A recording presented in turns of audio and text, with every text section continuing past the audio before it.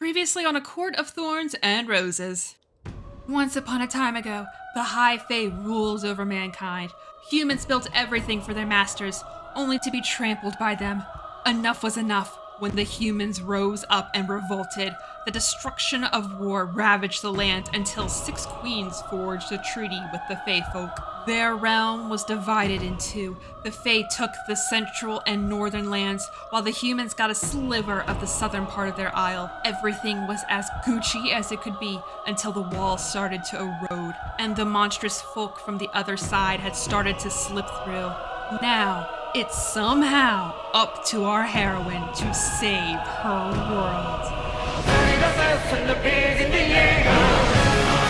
A snarling beast in the doorway, snow blustering in from behind, shrieking sisters with their terror-stricken father in one corner, and Feyre clutching her hunting knife between them. No room for terror in her heart. The beast screams, "Murderers!" as Feyre's like, "Faerie." And of course those stupid runes on the door are useless. Damn, I should have asked that mercenary how she kills Fae. At least I have a knife for that thing's thick neck. Feyre notes her dad in front of her cowering sisters as yet another body to defend as she steps between them and the Fae beast. She'd have to somehow get around the beast to retrieve her bow and quiver for the special Ashwood arrow. The beast screams again. Feyre stands her ground as her family sob and plead behind her. Feyre commands the beast to get out. He responds with a cabin-shaking roar. She hurls her knife, but the big guy swats it away. He steps further inside and demands for the one who killed the wolf. Haha! Oops! Feyre's gotta play this cleverly. Fairies can't lie, but she can. Mayhaps she can diplomatically bluff her way out of this sticky situation. She's like, if it was mistakenly killed, what would be the payment in exchange? The beast responds that the payment must be the one dictated by the treaty. Aha, great. Feyre's like, for a wolf? Ugh, fine, I killed it. The beast looks up and down her scrawny form and is like, surely you lied to save them. Feyre's chest sinks at the sight of Nesta protecting Elaine while she's out here high and dry. But she also spots her father rise up, so she commits to the confession. Not lying, totally did it. Sold his high at market this morning. Though if I'd known the wolf was Fae, I wouldn't have touched it. Big swearsies! The beast can read Feyre's expression and scopes her out real quick. Liar, you knew. In fact, you would have been more tempted to slaughter one of my kind. That Feyre cannot deny. Can you blame me? Were you at least provoked?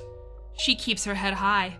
No, but considering all that your kind have done and still do, even if I had known, it was well deserved. I really didn't like the cut of that wolf's jib. Cut of his? What are you on? It was a wolf! I could tell. The vibe was off and it was going to be him or me. While this exchange is going on, Elaine continues to sob in the background, with Nesta comforting her and their father shielding them both. Feyre maintains her poker face, alone, against a creature that can snap them all in two in probably 1 second flat. But she sees the favoritism toward Elaine and Feyre's feeling like, yeah, even after everything I do for this family, it's me for Elaine. Great, I guess I'll continue to handle this alone. Thanks. The beast could lunge at Feyre's throat, and Nesta would use that chance to get Elaine, her delicate flower, out of there. Hell, Nesta would go and throw hands for Elaine. Feyre asks what the payment the treaty entails, and it's basically a life for a life. Ah, shit. Feyre didn't know about that stipulation in the treaty, and I don't know why she'd be surprised. It doesn't seem that far-fetched. Actually, it kind of seems like a very expected provision. She requests to be executed outside so her family won't have to clean her remains. The Fae Beast is amused. He's like, I'll let you in on a secret. I must claim your life, but the treaty never specified how I do it. So, as representative of the immortal realm, I present you with a choice. Die here or live out your remaining days in fairyland. Both Feyre and I are like, what?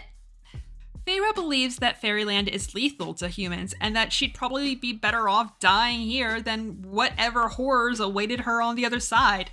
The beast responds quietly, almost reluctantly, which sure is a tonal shift given the situation. He has lands and will give her permission to live there.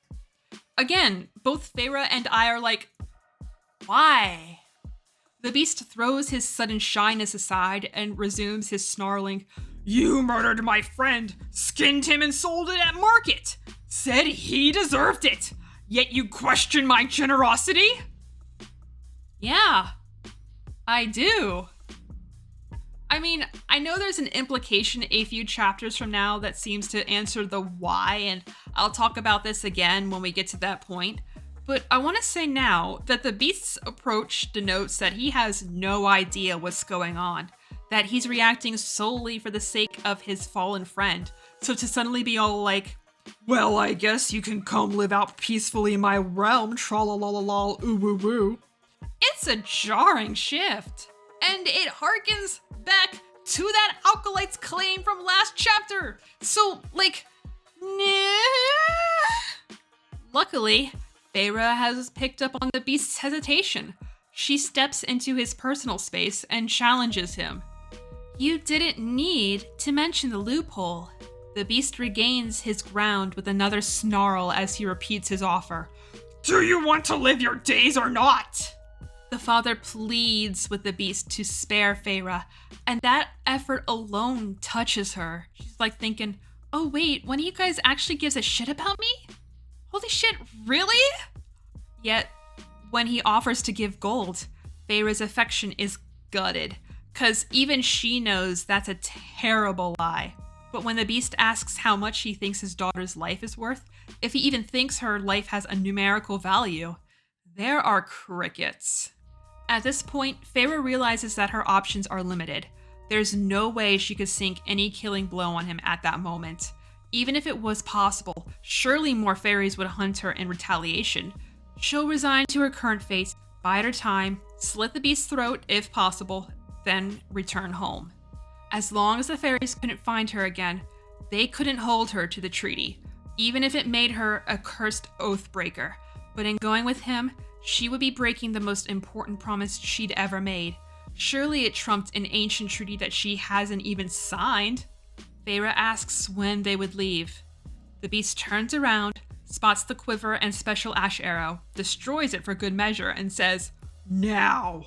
He turns tail again and exits the house.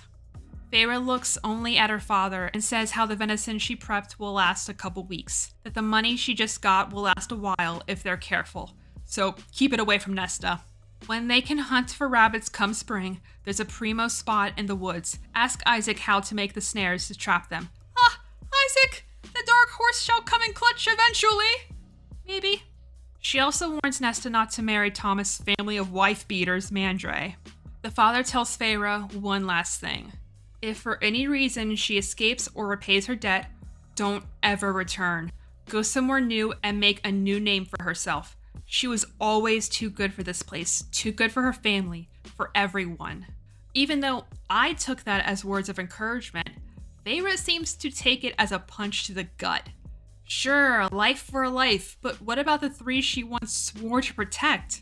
I mean, fair. Feyre never told her father of that promise, and there was no point now. She steels herself and follows her captor into the night. End of chapter.